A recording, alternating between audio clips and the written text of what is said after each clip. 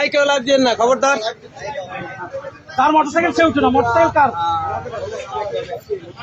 সুপ্রিয় দর্শক, আমরা এই মুহূর্তে খুলনার খবরের অফিসিয়াল পেজ থেকে সরাসরি যুক্ত হয়েছি। আমরা এই মুহূর্তে অবস্থান করছি খুলনায়। অস্ত্র সহ কিন্তু 9mm পিস্তল সহ একজনকে আটক করা হয়েছে।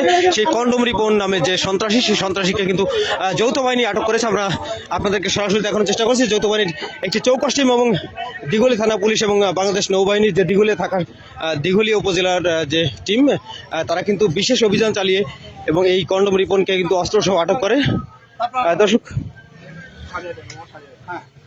আমার গাড়ির সামনে দিবে আর মোহনের গাড়ি তুলে পিছনে থাকবে, ঠিক আছে?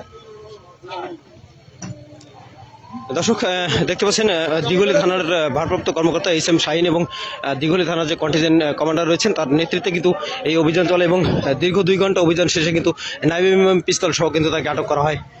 কন্ডম রিপন, না না না না, কোনো লাইভ নাই, এটা নিষেধ করার পরে কোনো লাইভ নাই, এটা এক্সট্রা ফুটেজ, সব এক্সট্রা ফুটেজ।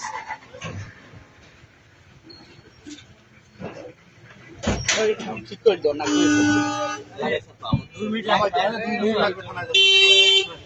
নামাই দে।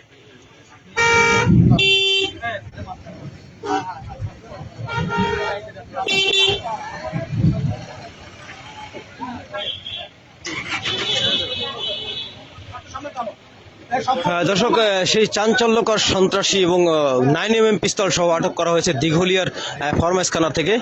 আমরা আপনাদেরকে সেখান থেকে দেখাচ্ছি। দর্শক, খুলনার খবরের অফিসিয়াল পেজ থেকে সকলকে আমরা বিষয়টি সরাসরি দেখানোর চেষ্টা করছি। দর্শক, আপনারা দেখতে পাচ্ছেন যে যৌথ বাহিনী এবং নৌবাহিনীর যে টিম, তাদের সমন্বয়ে কিন্তু সেই কন্ডম রিপন নামে যে সন্ত্রাসী, তাকে 9mm পিস্তল সহ আটক করেছে যৌথ বাহিনীর একটি চৌকস টিম।